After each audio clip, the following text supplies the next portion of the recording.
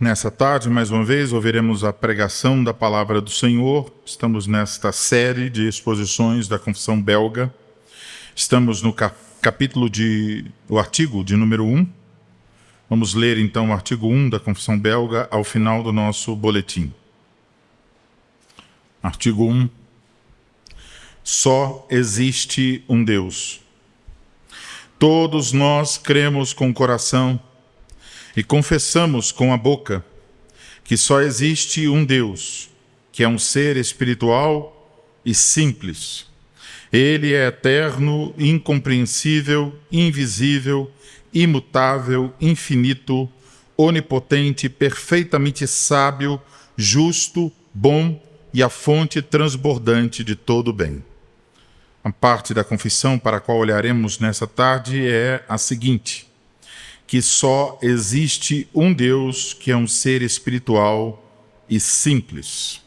Para isso também vamos ler Deuteronômio capítulo 6, versículos 4 e 5, onde encontramos esta doutrina.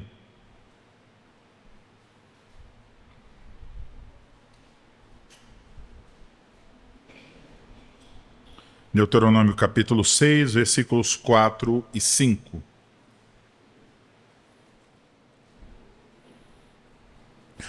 Ouve, Israel, o Senhor, nosso Deus, é o único Senhor.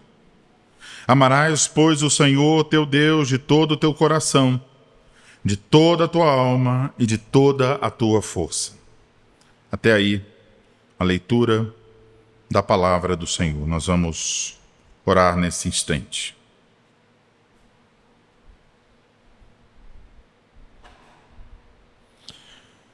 Ó Senhor Deus, Pai amado, suplicamos Tua bênção para esse momento, para recebermos a devida instrução na doutrina bíblica e também percebermos quais são as implicações dessa doutrina para a nossa vida.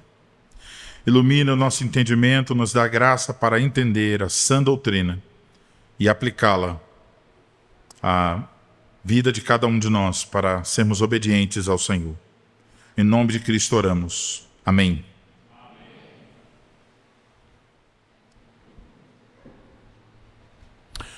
Amados irmãos em nosso Senhor Jesus Cristo, o texto que acabamos de ler em Deuteronômio capítulo 6, versículos 4 e 5, é o que podemos chamar de o coração da lei mosaica. Mas esse texto não é meramente um mandamento entre outros mandamentos. Aqui, nós encontramos Moisés no seu segundo grande discurso, e o livro de Deuteronômio tem vários deles, entregando ao povo aquilo que podemos chamar de o credo judaico, o credo que definiria a identidade, a adoração e a vida dos israelitas. E para compreendermos o peso das palavras de Moisés, nós precisamos de ter uma ideia do seu contexto. Então, estamos no livro de Deuteronômio. Estamos, então, 40 anos depois que o povo de Israel saiu do Egito. O povo agora está nas planícies de Moabe. A geração que tinha experimentado a libertação do Egito, a geração que tinha mais de 20 anos quando viu os milagres do Mar Vermelho, pereceu no deserto. Por causa da rebeldia, da incredulidade, eles não puderam entrar no descanso prometido pelo Senhor. Então, o que temos agora, ouvindo as palavras de Moisés, é uma nova geração. Eles estão prontos para atravessar o Rio Jordão e tomar posse da terra que o Senhor jurou dar a seus pais. Então, o que temos diante de nós é uma renovação da aliança. A lei originalmente foi dada no Monte Horebe, ela agora está sendo repetida e ela está sendo reapresentada, explicada e aplicada a um povo que teria desafios completamente novos. O quadro agora era de mudança.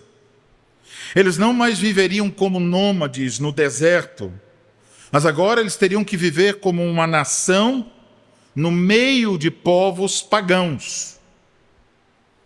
Então era um desafio físico de tomar a terra por meio de batalhas, mas também havia um desafio espiritual, a saber, permanecer fiel ao Senhor em meio à idolatria profundamente enraizada na cultura cananita. Então é neste cenário de confronto espiritual iminente que Moisés diz: ouve, Israel, prestem atenção, aqui está algo da mais suma importância. Então a sobrevivência espiritual da nação dependia da atenção a esta confissão fundamental que aqui aparece. E nós, tanto tempo depois, também podemos dizer que vivemos em meio à idolatria. A idolatria ao nosso redor não é a idolatria cananita, mas podemos designá-la como a idolatria moderna. E também somos chamados, no meio disso tudo, como povo do Senhor, como aprendemos no último domingo, somos chamados a crer com o coração e confessar com a boca que só existe um Deus que é um ser espiritual e simples. É por isso então que eu vos anuncio a palavra de Deus nesta tarde sob o seguinte tema: a grande confissão do povo de Deus. A grande confissão do povo de Deus. E veremos duas coisas: o significado dessa confissão e as implicações dessa confissão. Então, em primeiro lugar, o significado dessa confissão. A declaração de Deuteronômio 6, versículo 4, é então, no contexto que eu acabei de apresentar, teologicamente revolucionária. Em um mundo saturado de politeísmo. Crianças, vocês sabem o que é politeísmo? É a crença em vários deuses.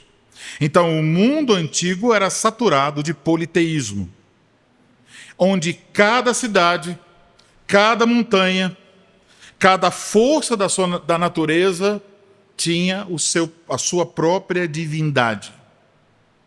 A confissão de Israel, em meio a esse politeísmo, era então um ato de desafio radical, porque ela estabelece a verdade do monoteísmo, a crença em um único Deus. Então Israel, diante da idolatria cananita, deveria proclamar: não existem muitos deuses, eles não estão competindo pelo poder. Existe apenas um Deus. E isso é muito evidente por toda a Escritura. E um dos lugares em que isso é evidente é no capítulo 1 do livro de Ezequiel. Veremos isso na próxima semana, se o Senhor permitir. Isso será a nova série de pregações no livro de Ezequiel. Nós podemos aprender agora, quando Ezequiel está vendo aquela nuvem e a imagem do fogo, as rodas, os seres viventes, o que está sendo proclamado nisso tudo? A movimentação do trono de Deus. É que Deus não é só o Deus de Israel. Deus é o Deus das margens do rio Quebar e de toda a Babilônia. Deus é o Deus de toda a terra. É isso também que Israel é chamado a proclamar no meio de um mundo politeísta de seus dias. Então, a proclamação é esta: ouve, ó Israel, o Senhor nosso Deus é o único. Isso literalmente pode ser traduzido: Yahvé é nosso Deus. Yahvé é um, ou Yahvé é nosso Deus. Yahvé é único. A palavra traduzida por um ou por único não é uma palavra para enfatizar apenas a ideia de um numeral, o número 1, mas é para ressaltar uma unicidade qualitativa, incomparável. Ou seja, não significa que há meramente um Deus em vez de muitos, mas é para enfatizar a singularidade completamente diferente dos deuses pagãos. Ele não é só o único, ele é diferente dos que se dizem deuses. E que na maioria dos casos, esses deuses, tanto os cananitas, tanto da mitologia grega quanto da mitologia romana, eles se parecem, esses deuses, com seres humanos, com todos os seus caprichos e pecados, com superpoderes. Yahvé não é meramente o maior dos deuses. Entre os deuses, ele é o único Deus verdadeiro. E esse Deus único fez aliança específica e redentora com o seu povo, Israel, na antiga aliança. Por isso a confissão diz, o nosso Deus, o Senhor nosso Deus. Esta verdade, ele é o único, ele é o nosso Deus, tornou-se então a base para a proibição estrita contra qualquer forma de idolatria. Houve a proibição de fazer qualquer imagem de Deus, porque fazer qualquer imagem de Deus seria negar a sua natureza singular e espiritual. Seria uma abominação que atrairia uma maldição sobre quem o fizesse, mesmo que em segredo. Agora, porque Yahvé é o único Deus, porque ele escolheu o seu povo em amor, o que ele requer? Ele exige lealdade exclusiva e indivisível. Então, entenda, nesse contexto, a idolatria não era apenas um erro teológico, é uma traição, é uma quebra da aliança que provocaria a justa ira de Deus. Então, esta verdade sobre quem Deus é, leva diretamente a uma resposta que ele requer do seu povo. A presença íntima de Deus, o único, exigia então uma devoção exclusiva. Deus é um, a devoção também é una. Amados irmãos, esta grande confissão de Israel não apenas permanece, mas ela ilumina e fundamenta a nossa própria confissão cristã, conforme articulada, por exemplo, na confissão belga, sobre a natureza de Deus como um ser único, espiritual e simples. Então, o que nós confessamos? Nós confessamos que existe um só Deus. Como Igreja de Cristo, nós somos herdeiros espirituais dessa grande confissão de Deuteronômio 6:4. Nós não a abandonamos. Pelo contrário, nós a aprofundamos à luz da plenitude da revelação de Cristo. A verdade fundamental permanece a mesma, proclamada no Antigo e no Novo Testamento. Há um só Deus. No entanto, a Escritura também nos revela que este único Deus subsiste eternamente em três pessoas: Pai, Filho e Espírito Santo. Não são três deuses, mas apenas um Deus. A ordem de Jesus para batizar, e veja como Jesus diz: vocês devem batizar em nome, uma ênfase no singular, em nome, porque se batiza em nome do Deus verdadeiro. Quem é Ele? Pai, Filho e Espírito Santo. Mateus 28:19.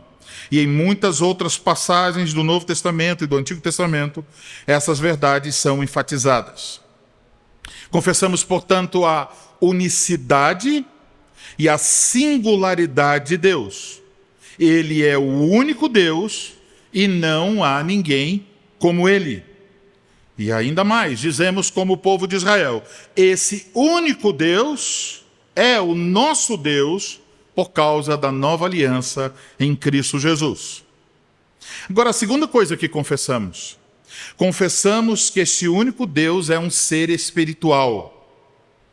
Essa afirmação, ela é uma implicação direta da primeira, da unicidade de Deus no contexto de Deuteronômio. A proibição veemente repetida contra a fabricação de imagens de escultura e de fundição, lá em Deuteronômio, aponta diretamente para a natureza não corpórea e é a natureza transcendente de Deus. Então, porque Deus não tem um corpo, porque Deus não pode ser visto, ou seja, porque ele é espírito, então não se pode fazer imagem alguma de Deus. Se Deus não pode ser representado por nenhuma forma material, é óbvio que a sua essência é uma essência espiritual, invisível e infinita. Ela não pode ser limitada por contornos físicos.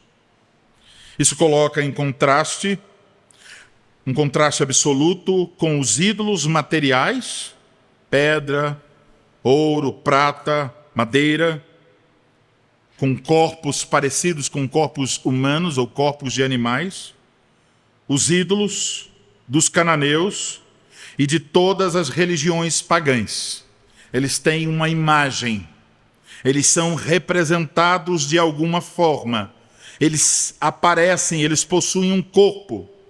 Mas aqui há o contraste: Deus é espírito, ele é invisível, ele não pode ser confinado ou representado por imagens feitas por mãos humanas. E a adoração, portanto, que ele requer é a adoração em espírito e em verdade.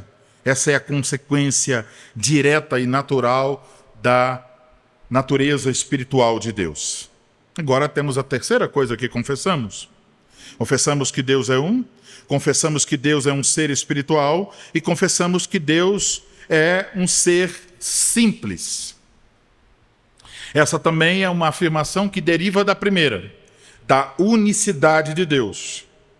Simples é aqui, então, um termo teológico que significa que Deus não é composto. Significa que Deus não está dividido em partes. Ou seja, Deus não tem atributos como nós temos traços de personalidade. Deus é seus atributos. Ele não tem uma porção de amor e mais um outro tanto de justiça, que pudessem até conflitar entre si, por exemplo, tendo mais amor do que justiça, ou mais justiça do que amor. Mas o que a Bíblia diz é: Deus é amor, Deus é justiça. Sua justiça é sempre amorosa e seu amor é sempre justo. Então ele é um todo indivisível, uno e perfeito. Não há partes, não há detalhes maiores e menores, não há composição. Portanto, irmãos, a doutrina confessional da Igreja sobre Deus não é uma invenção, mas um desenvolvimento fiel e necessário dessa verdade declarada por Moisés e agora plenamente iluminada pela revelação em Cristo Jesus. Deus é único, um ser espiritual e simples. Agora, quais são as implicações desta confissão? Vamos para o nosso segundo ponto, as implicações da confissão. Uma vez que Deus é único, então a devoção a Ele deve ser total. Não pode haver uma lealdade dividida. Não pode haver compartimentos da nossa vida onde Deus não seja o Senhor. A resposta que Deus exige de seu povo é um amor que envolve a totalidade do ser humano. Veja o versículo 5. Fomos chamados, porque Deus é um, somos chamados a amar a Deus de todo o coração. Como vimos, o coração representa o centro da existência humana. É a sede da consciência religiosa. Envolve o intelecto, a vontade e os afetos. Amar a Deus de todo o coração significa, com o nosso intelecto, com nossa vontade, com o nosso afeto, nos submetermos completamente a Ele. Mas o texto também diz: amar a Deus de toda a tua alma. A alma aqui é para referir-se à vida, à pessoa inteira, ao fôlego de existência. Amar a Deus, então, com todo o nosso ser, dedicar toda a nossa vida ao próprio Deus, existir para Ele. Em terceiro lugar, temos a expressão amar a Deus de toda a tua força. A força aponta para a totalidade das nossas capacidades, energias, recursos e posses. Em outras palavras, tudo que temos e tudo que somos deve ser empregado no serviço amoroso ao nosso Deus. Mas este amor, que podemos definir como amor total, que é aqui requerido, não é um tipo de requerimento frio e arbitrário. Ele está no contexto da libertação, da salvação. É a resposta lógica à graça eletiva de Deus. O amor que Deus exige é, em primeiro lugar, uma resposta ao amor que Ele demonstrou na redenção do seu povo. No caso de Israel, a libertação do Egito. Por isso que, sendo uma resposta, esse assunto não ficaria confinado debaixo de segredo. O contexto imediato aponta para o fato de que esse amor deve ser o centro da vida familiar. Os pais deveriam ensiná-lo diligentemente aos seus filhos, diz Deuteronômio, falando deste amor em casa, falando do Senhor em casa, ao longo do caminho, ao deitar-se e ao levantar-se. Em outras palavras, qual o momento do dia em que não está aparecendo o Senhor? Não há esse momento. Então significa que a vida de Israel e a vida de cada casa, de cada família, deveria ser saturada por uma resposta de amor ao amor de Deus que salvou o seu povo. Amados irmãos, essa grande confissão e sua implicação não é uma relíquia histórica, nem a confissão de Deuteronômio, nem a confissão belga, não é uma relíquia histórica ou uma doutrina abstrata meramente para ser admirada. É uma verdade que precisa saturar a nossa vida, hoje, no século XXI. Como então podemos viver fielmente a confissão de que o Senhor, nosso Deus, é o único Senhor? De que o Senhor, nosso Deus, é o único, um ser espiritual e simples.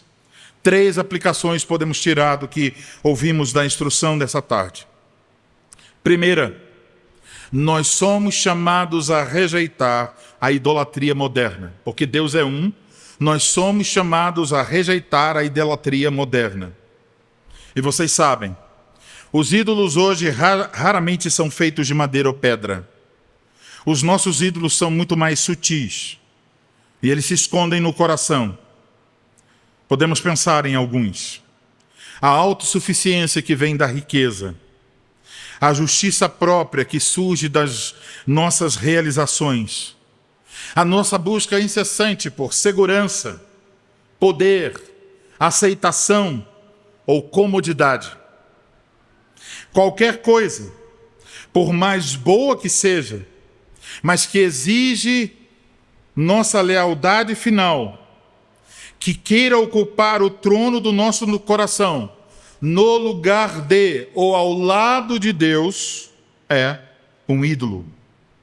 Portanto, viver de forma coerente com a nossa confissão hoje, significa identificar e derrubar os ídolos próprios do nosso coração, com a mesma determinação com que Israel foi chamado a destruir os altares cananeus. A pergunta aqui é: quais são os ídolos modernos que lutam por minha devoção? Esta é a pergunta individual que cada um precisa fazer. Quais são os ídolos modernos que lutam pela minha devoção? Segunda aplicação. Somos chamados a aplicar ou praticar o amor integral.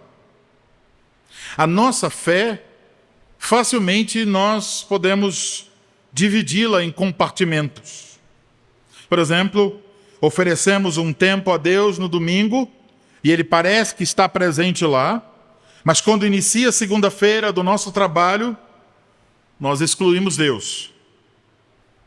A grande confissão nos chama, então, a um amor integral que engloba a pessoa e a vida inteira. Nosso coração com suas afeições e vontades, nossa alma com nossa identidade e vida, a nossa força, o nosso tempo, nossos talentos e nossos recursos. Tudo deve ser consagrado a Deus, amor integral. Do nosso trabalho ao nosso lazer, da nossa vida familiar à nossa participação na esfera pública. Tudo deve ser uma expressão do nosso amor indivisível pelo único e verdadeiro Deus. A pergunta aqui é: qual é a extensão do meu amor a Deus? O meu amor a Deus é um amor integral? Ou eu sou adepto de uma religião parcial, dando ao Senhor apenas partes da minha vida e, para dizer melhor, dando ao Senhor o resto do que sobra das partes da minha vida? Terceira aplicação. Somos chamados a proclamar a verdade com convicção.